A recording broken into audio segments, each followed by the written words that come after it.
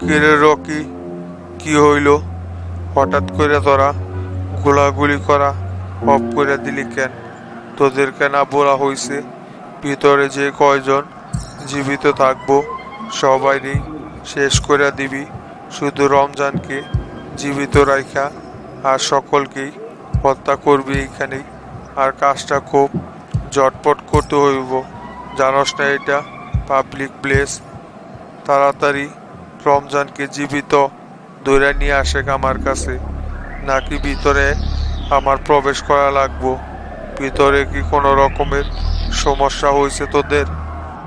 না না উস্তাদ, আপনার ভিতরে প্রবেশ করা লাগবে না। ভিতরের কাজ আমরা সম্পূর্ণ করছি। আসলে হংসাং জ্যাকি আমারে পাঠাইলো আপনার কাছে। ভিতরে সবাই শেষ, শুধু রমজান আছে, আর রমজানের সাথে নিতাইও আছে। পরে কি করব সেটা শোনার জন্য আপনার কাছে পাঠাইছে জ্যাকি আমারে। রমজানের সাথে যে নিতাই আছে পরে সহ ধরে নিয়ে আসবো, না ওরেও এইখানে খায়া ফেলাই দিব। গুড, তোদের কাজে আমি খুবই সন্তুষ্ট। শোনেক, নিতাইকে কিছু করবি না, শুধু রমজানকে ধরে নিয়ে আসে। আর নিতাইরে শামসুর কাছে খবর পাঠানোর জন্য ওরে সাইরা দে। নিতাই শামসুর কাছে রমজানের খবরটা পৌঁছে দিব।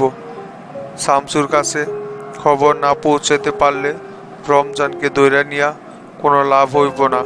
শামসুর সাথে এবার ফেস টু ফেস আমার খেলা হইব। আর এইখানে বেশিক্ষণ দেরি করা যাইব না, তাড়াতাড়ি কাজটা সম্পূর্ণ কর।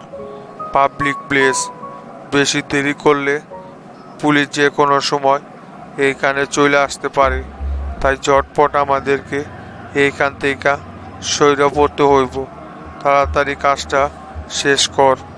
শামসু আমারে অনেক জ্বালাইছে, এবার শামসুর প্রতিশোধ নেওয়ার সময় এসেছে। আগের থেকেও আমি ভয়ঙ্কর রূপে ফিরে এসেছি শামসু। তরে শুধু একবার আমার আস্তানায় নিতে পারলে হইছে। এমন কোনো বাপের বেটা নাই যে তরে ওইখান থেকে জীবিত আবার ফিরিয়ে নিয়ে আসে। আচ্ছা ওস্তাদ, ঠিক আছে, তাইলে আমি এখনই নিতাইকে আপনার বার্তাটা পৌঁছে দিচ্ছি। নিতাই তাহলে শামসুর কাছে গিয়ে রমজানের নিখোঁজ হওয়ার বিষয়টা জানাই দিবনি। আমি এখনই ওস্তাদ ভিতরে গিয়ে রমজানকে ধরে নিতাইকে আপনার বিষয়ে সব কিছু খুলে বলতাছি। আর আমাদের কাজ শেষ হয়ে গেছে। পুলিশ আসার আগেই আমরা এখান থেকে আমাদের আস্তানায় চলে যাইতে পারবো।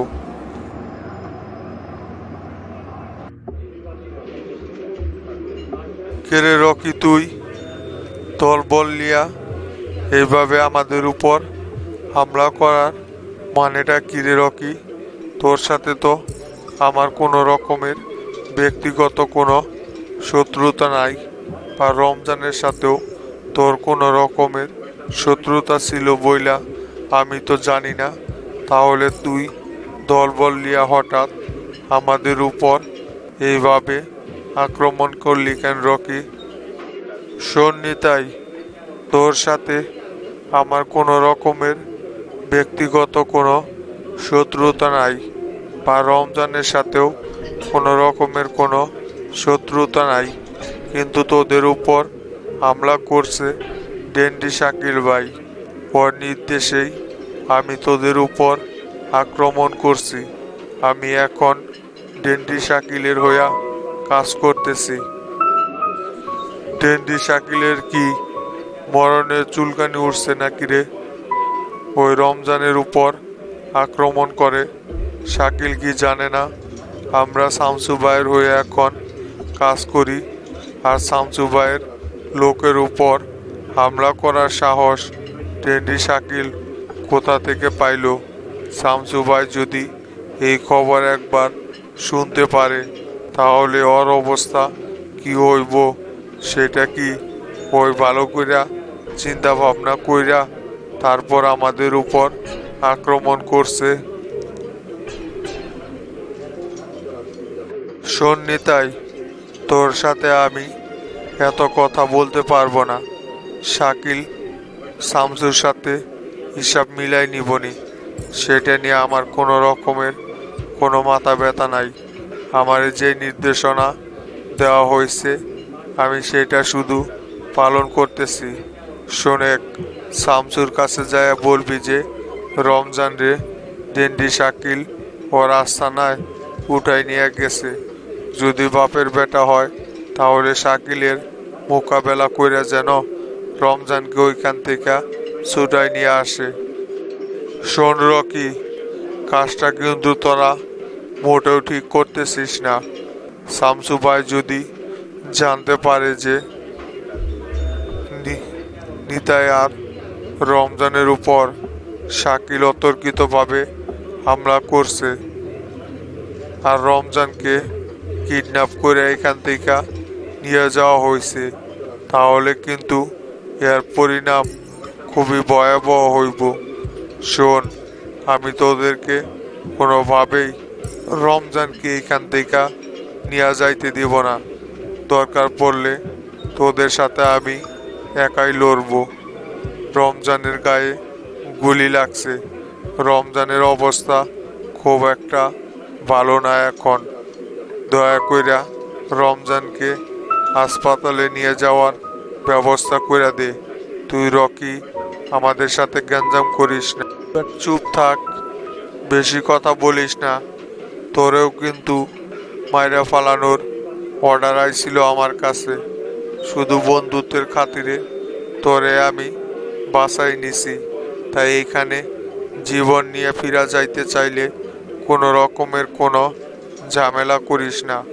পরে হাসপাতালে নিয়ে যাওয়া লাগে না কোথায় নিয়ে যাওয়া লাগে সেটা শাকিল ভাই ঠিক করব। তোরে একটা সুযোগ দিছি নিজের জীবন বাঁচানোর জন্য। তুই এখনই এখান থেকে চুপচাপ চইলা যা। আর আমি যা যা বললাম শামসুরে গিয়া সেই কথাগুলো ঠিকভাবে বলিস। যদি রমজানকে বাঁচাতে চায় তাহলে 24 ঘন্টার ভিতরেই যেন শাকিল ভাইয়ের আস্তানায় আইসা রমজানকে নিয়ে যায়।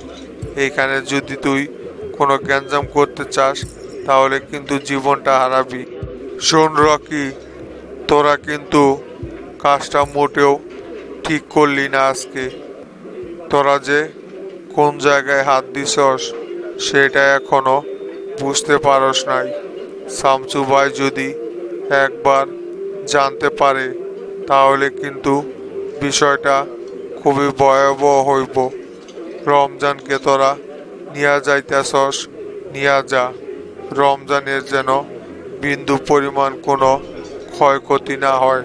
শাকিলরে বইলা দিবি যদি জীবন বাঁচাতে চায় তাহলে রমজানের যেন কোনো প্রকারের কোনো ক্ষতি না হয়। তাইলে কিন্তু শামসু রমজানকে জীবনের বিনিময়ে শাকিলের জীবন দিয়া তা পরিশোধ করতে হইব। খুব তাড়াতাড়ি তোদের সাথে আমাদের আবারও দেখা হইব। চইলা গেলাম আমি। রমজানের দিকে লক্ষ্য।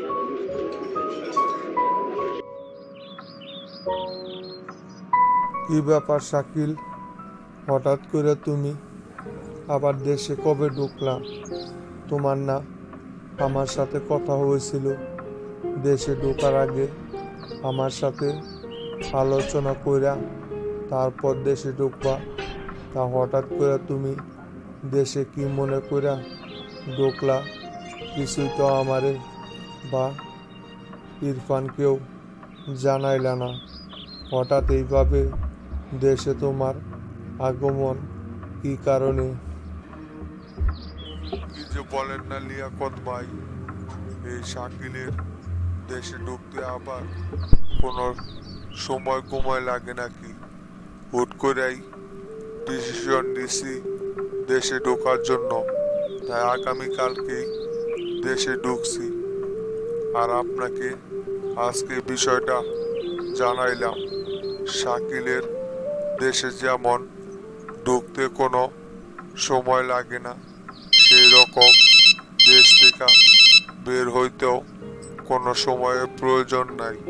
শাকিলের মন যখন যা চায় তাই করে লিয়াকত ভাই। না না শাকিল, সেটা বলি নাই আমরা, কিন্তু বর্তমানে দেশের পরিস্থিতি খুব একটা ভালো না। কিছুদিন আগেও আইজি সালামত পুলিশের কাছে ধরা খাইছে। এখন আমরা প্রশাসনিকভাবে কোনো রকমের কোনো সাপোর্ট পাইতেছি না।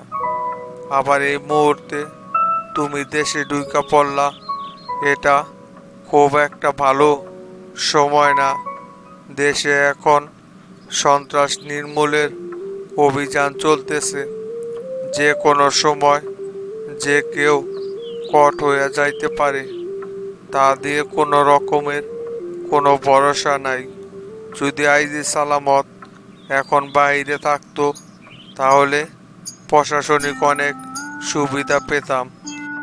দুরু, বাদ দেন তো লিয়াকত ভাই। আমি ওইটা নিয়ে কোনো রকমের কোনো টেনশন করি না।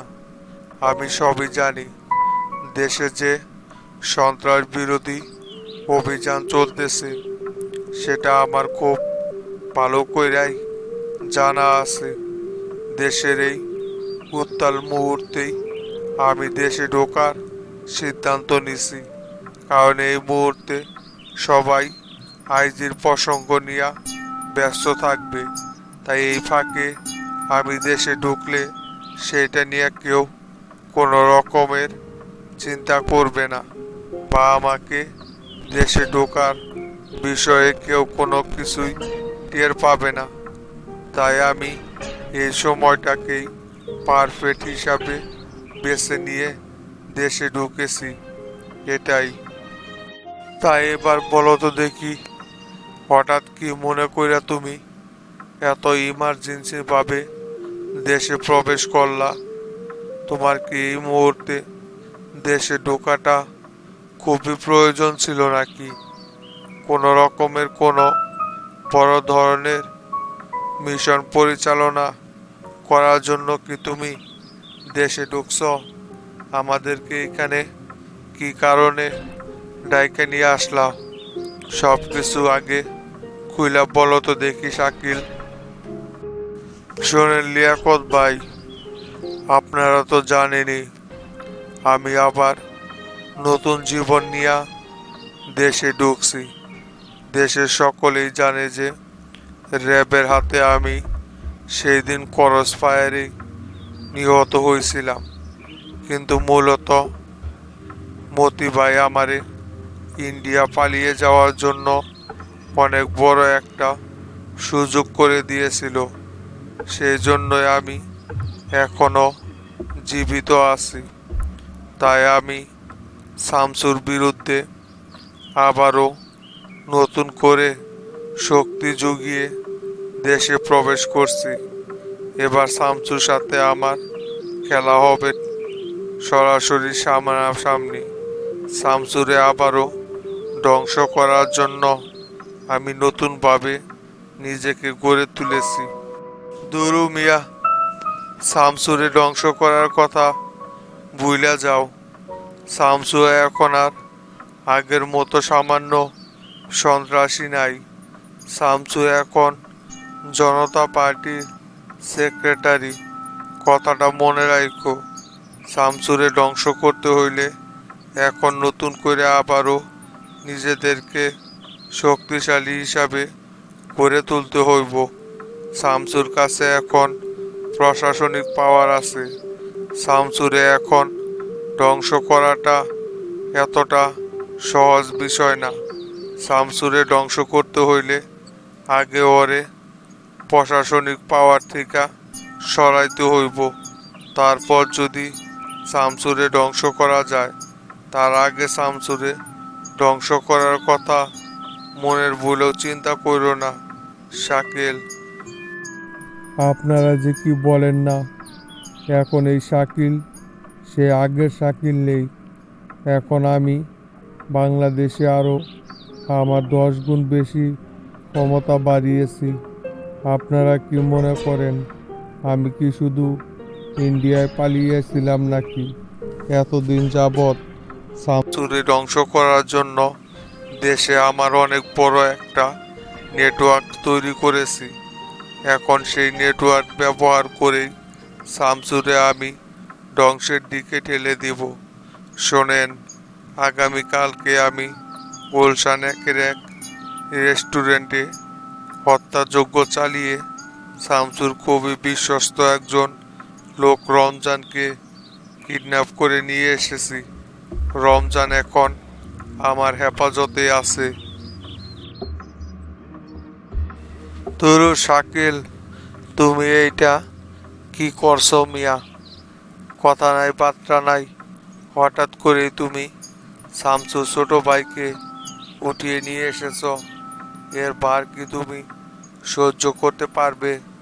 শামসু যখন জানতে পারবে যে তুমি আবারও দেশে ঢুইকা ওর ছোট ভাইয়ের উপর আক্রমণ চালাইছ, তখন তোমার পরিস্থিতিটা কি হইব একটাবার চিন্তা ভাবনা করে দেখছো? দেশে আমাদেরকে সাপোর্ট দেওয়ার মতো এখন আর কেউ জীবিত নাই।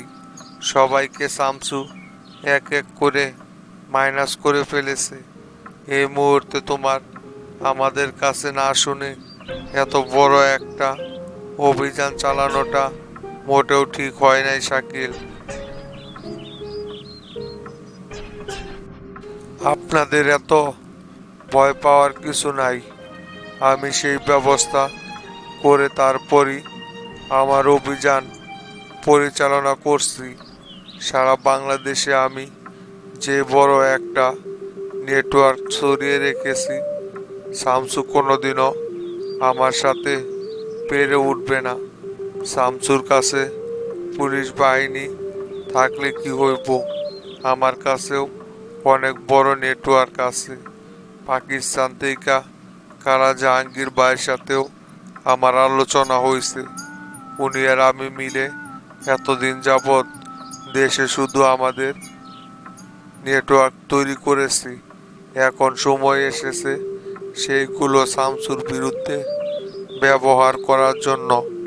আপনাদের এই বিষয়গুলো নিয়ে কোনো চাপ নেওয়া লাগবে না, আমি দেখব সব বিষয়। কালা জাহাঙ্গীর যেহেতু বলছে সেহেতু তাহলে তুমি তোমার অভিযান চালিয়ে যাও। যদি কোনো রকমের হেল্প প্রয়োজন হয় তাহলে আমি আর ইরফান আছি তো, আমাদের কাছ থেকে তুমি সর্বোচ্চ সুযোগ সুবিধা পাবে।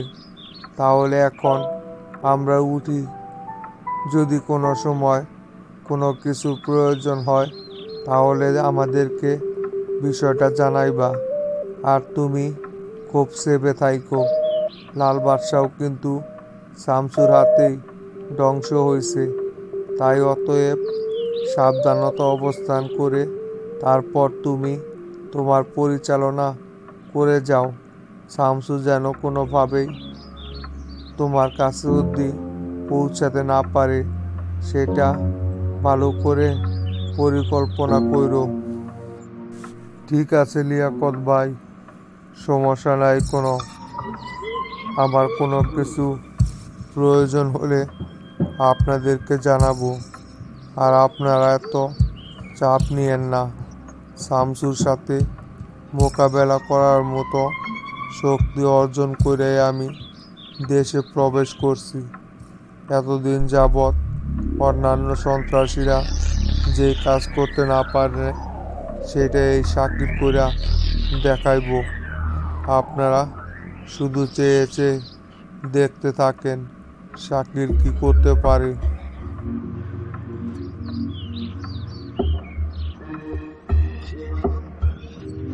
আসসালামু আলাইকুম ভাই। ওয়ালাইকুম সালাম। তো আইসি স্টাইলে এই শফিক ভাই দাঁড়াই রইলেন কেন? বসেন।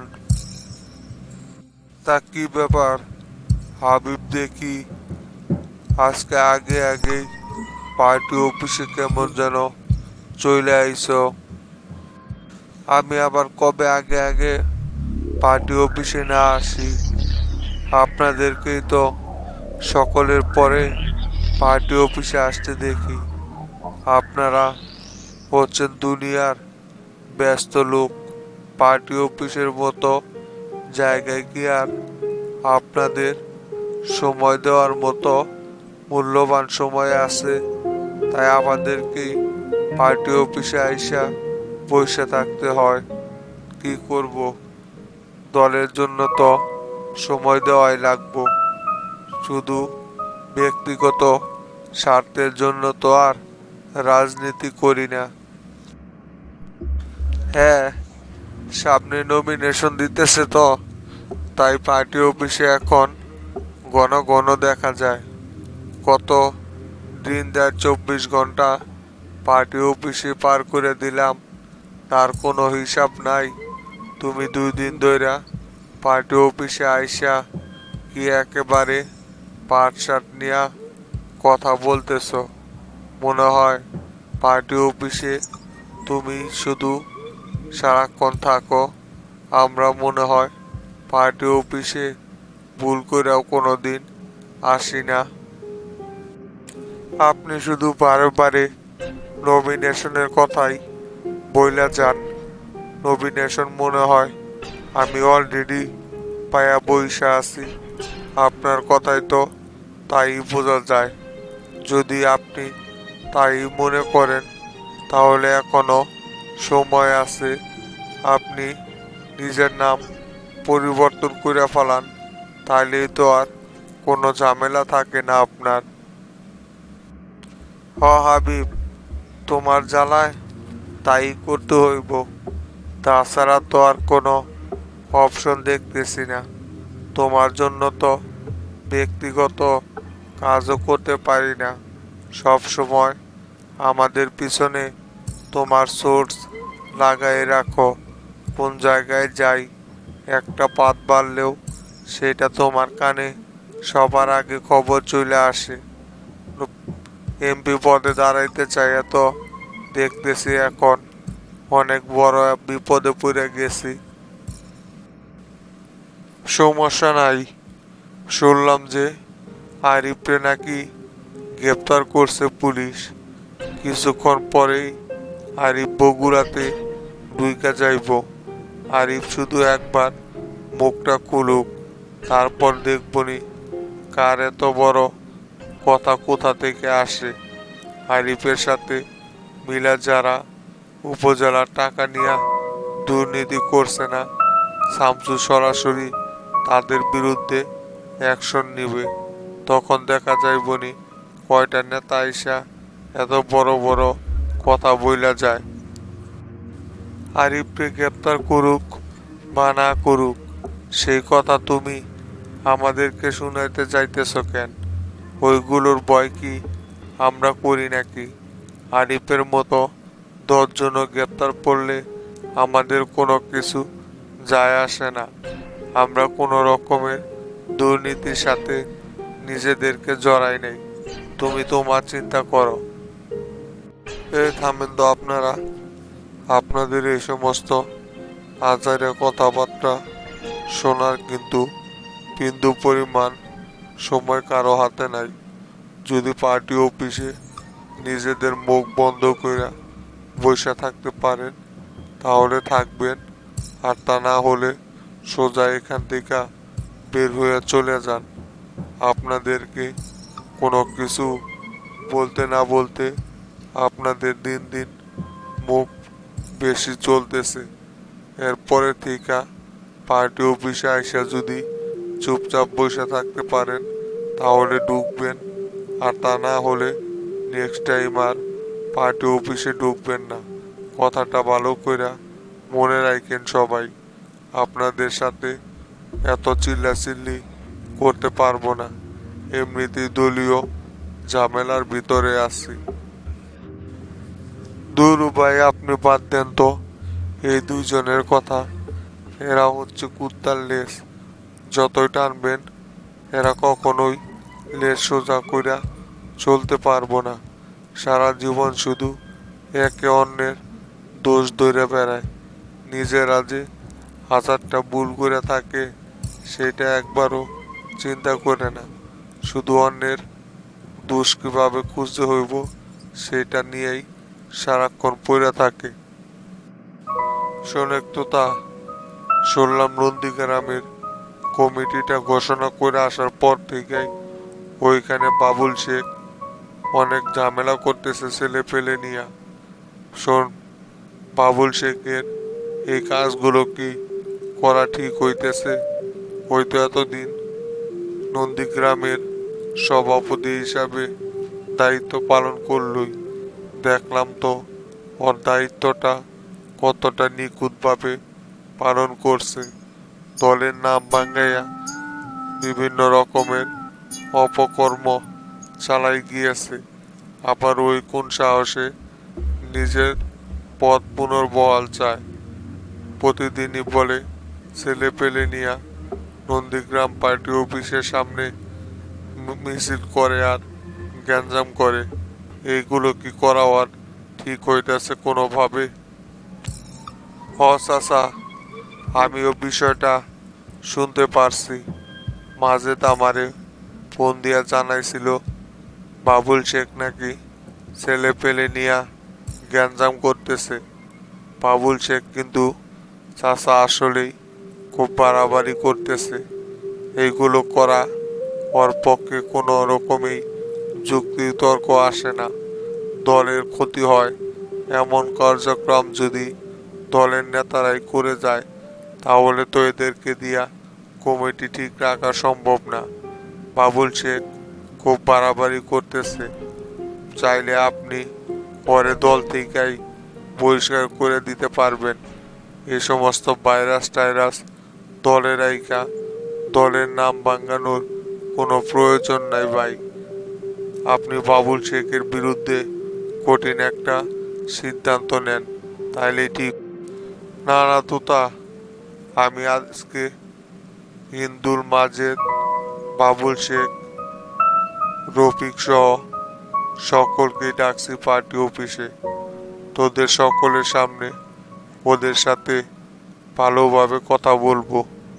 এরপরেও যদি ওরা কথা না শোনে, তাহলে ওদের বিরুদ্ধে কঠিন থেকে কঠিনতম সিদ্ধান্ত নিতে আমি বাধ্য হইব।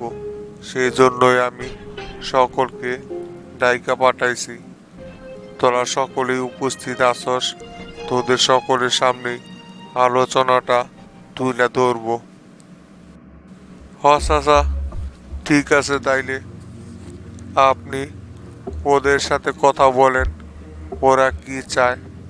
যদি দলের সুশৃঙ্খল বজায় রেখা কার্যক্রম করতে পারে তাহলে দলে থাকবে, আর যদি কোনো রকমের গ্যাঞ্জাম পাকানোর চেষ্টা করে তাহলে দল থেকে সোজা বহিষ্কার করে দিব।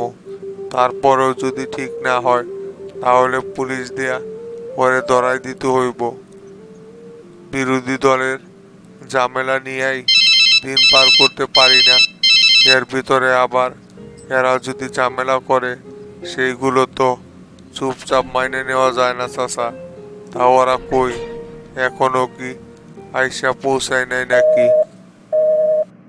না না তোতা, নন্দীগ্রাম থেকে এখন পর্যন্ত কেউ আইসা সারে নাই। আমি কিছুক্ষণ আগেই পার্টি অফিসে আসলাম, মাঝেদের সাথে কথা বলছি। ওরা নাকি রাস্তায় আছে, কিছুক্ষণের ভিতরেই হয়তো বা পার্টি অফিসে ঢুকে যাইব। তুই বসে, ওরা আসলে ওদের সামনে আলোচনাগুলো তুলে ধরবো।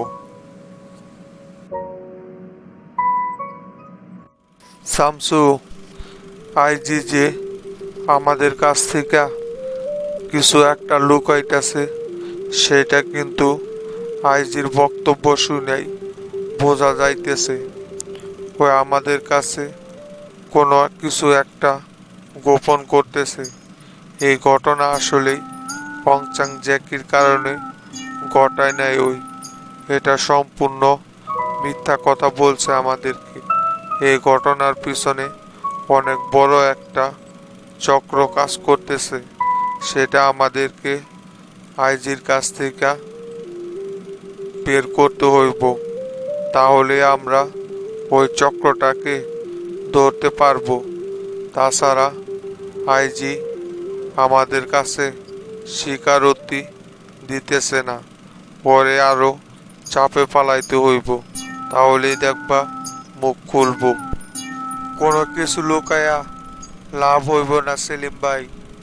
এই শামসুর হাতে যেহেতু ওই পইরা গেছে, ওর মুখ খুলতে হইব। শামসু বোবা জিনিসটা দিয়াও কথা বলে সারে, আর তো আইজি মুখ না কইলা কোথায় যাবো সেটা দেখবো না আমি।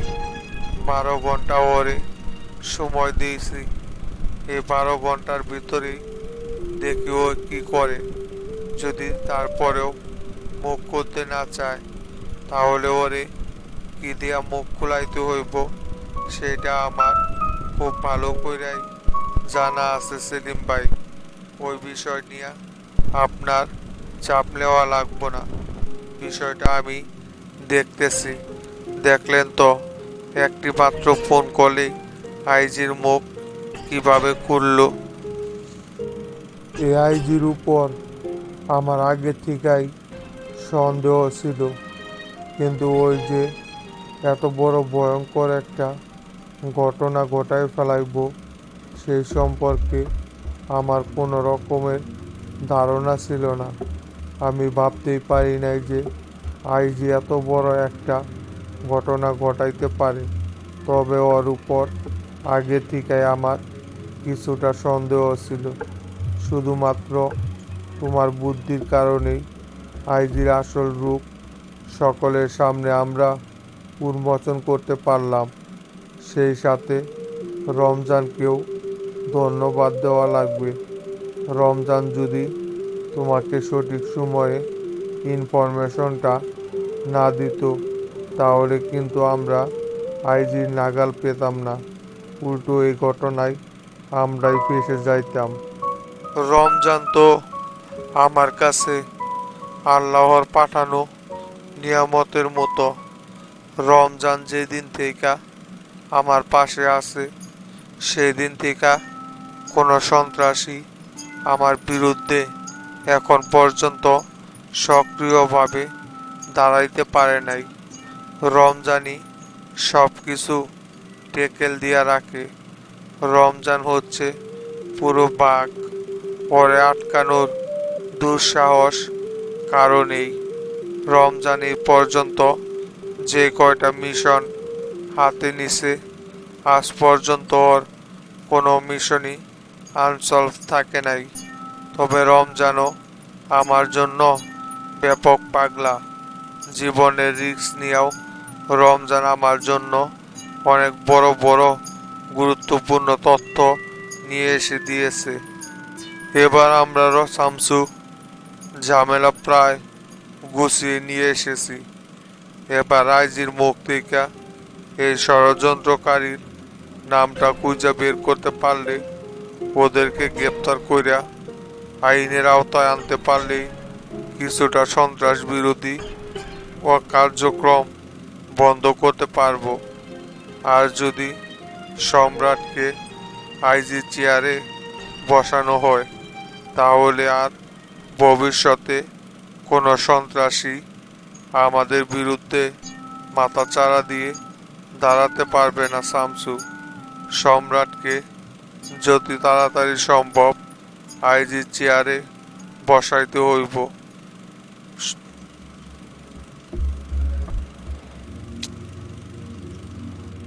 আগামী 6 মাসের ভিতরে পুরো সেটআপটা আমি চেঞ্জ করে ফেলাইমু। সম্রাটকে আগে আইজি চেয়ারে বসাই, তারপর আস্তে আস্তে যতগুলো অফিসার আছে সকলকেই সরিয়ে দিয়ে সব জায়গায় আমাদের নিজস্ব লোক নিয়োগ দিতে হইব। শুধু অফিসার না, কনস্টেবল থেকে শুরু করব, একেবারে হাই লেভেলের পর্যন্ত সব জায়গায় ছাঁটাই করে নিজস্ব লোক সেট করে রাখব, যাতে করে পরবর্তীতে কোনো রকমের কোনো ঝামেলা না হয়। আর আগামীতেও আমাদেরকেই সরকার গঠন করতে হইব। যে কয়টা পদক্ষেপ হাতে নিছি এই কয়টা পদক্ষেপ যেমনি হোক শেষ সমস্যা নাই শামসু, ইনশাআল্লাহ আমরা আগামীতেও সরকার গঠন করতে সক্ষম হব। কারণ আমরা বিগত 3 বছরে বাংলাদেশের যে উন্নয়নমূলক কার্যক্রম পরিচালনা করছি তাতে করে দেশের সাধারণ জনগণ জনতা পার্টিকেই আবারও জয়যুক্ত করবে। এর ভিতরে আবার তুমি জনতা পার্টিতে যোগদান করাতে জনতা পার্টির জনসমর্থন আগের চাইতেও কয়েক গুণ বেড়ে গিয়েছে। তোমাকে ছাড়াই আমরা নির্বাচনে পাশ করেছিলাম, এবার তো তুমি আমাদের সঙ্গে আছো। বিগত দিনগুলো নাগরিক পার্টি যেভাবে শাসন করছে তাতে করে ওদের উপর জনগণ এখনো ক্ষুব্ধ। এই নাগরিক পার্টি তো দেশের এত বড় দুর্নীতিবাজ তৈরি করে গিয়েছে।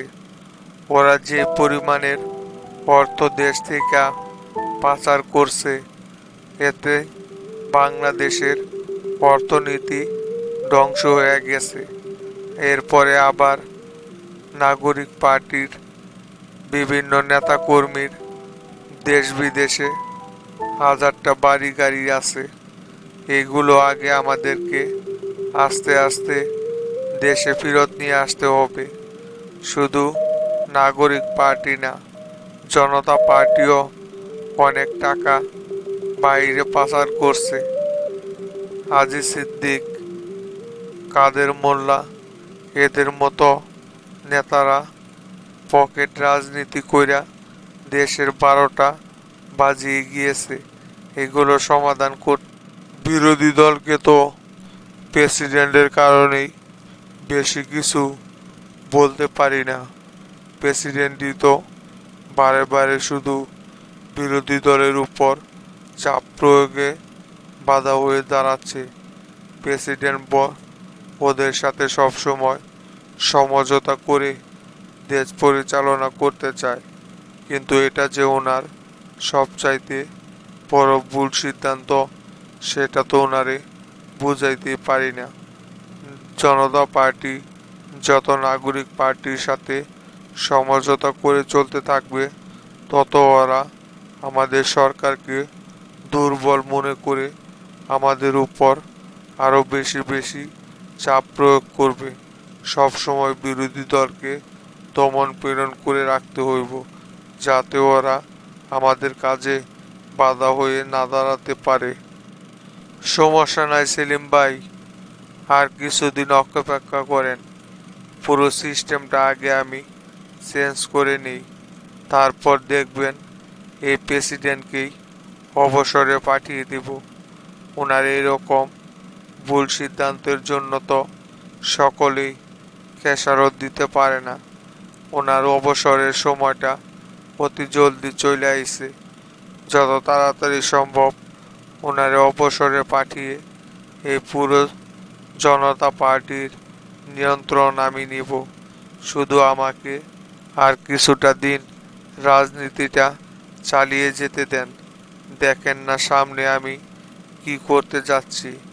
এই জনতা পার্টি নিয়ে আমার অনেক বড় একটা প্ল্যান আছে। একবার যেহেতু রাজনীতিতে ঢুকছি, এর শীর্ষস্থান দখল করে ছাড়বই আমি। তোমার মতো একটা যোগ্য নেতা দেশ পরিচালনা করুক, এটা সব সময় আমি চাই। তোমার মতো নেতা যদি কোনো দেশ পরিচালনা করে, সেই দেশ সিঙ্গাপুর হইতে বেশি দিন সময় লাগবে না। তাই তোমার মতো নেতাই বাংলাদেশে সবচাইতে বেশি প্রয়োজন এই মুহূর্তে। দেশে যে গণহারে সন্ত্রাসী কার্যক্রম শুরু হয়ে গেছে, এইগুলোকে দমন করতে হইলে তোমার মতো নেতার আমাদের খুবই প্রয়োজন আছে। এখন তো ন্যায়ের পথে যারা কথা বলে তাদের জীবনের উপর হুমকি চলে আসে। দেখলে না, 2 দিন আগেও কত বড় একটা ঘটনা ঘটে গেল। এইগুলো সক্রিয়ভাবে হইতে, এইগুলি সবই সেলিম ভাই বিদেশি চক্রের কাজ। নাগরিক পার্টি বিদেশি শক্তি ব্যবহার করে আমাদের দেশে সন্ত্রাসী কার্যক্রম পরিচালনা করতেছে, যাতে করে সরকার চাপে পড়ে ক্ষমতা ছেড়ে দিতে বাধ্য হয়। কিন্তু ওদের সেই পরিকল্পনা এই শামসু কোনোদিনও বাস্তবায়ন হতে দেবে না। যেভাবে হোক এই সন্ত্রাসী কার্যক্রম বাংলাদেশ থেকে আমি নির্মূল করে ছাড়ব। ওদেরকে মাথাচাড়া দিয়ে কখনোই দাঁড়াইতে দিব না। শুধু সম্রাটকে আগে প্রশাসনের চেয়ারে বসিয়ে নিই, তারপর দেখেন না সন্ত্রাসের বিরুদ্ধে কি অভিযানটা চালাই। শামসু, প্রেসিডেন্ট যে ওনার বাসভবনে আমাদেরকে সন্ধ্যায় ভোজের আয়োজনে নিমন্ত্রণ করছে, সেইখানে কি যাইবা নাকি? সন্ধ্যা তো হয়ে আইছে।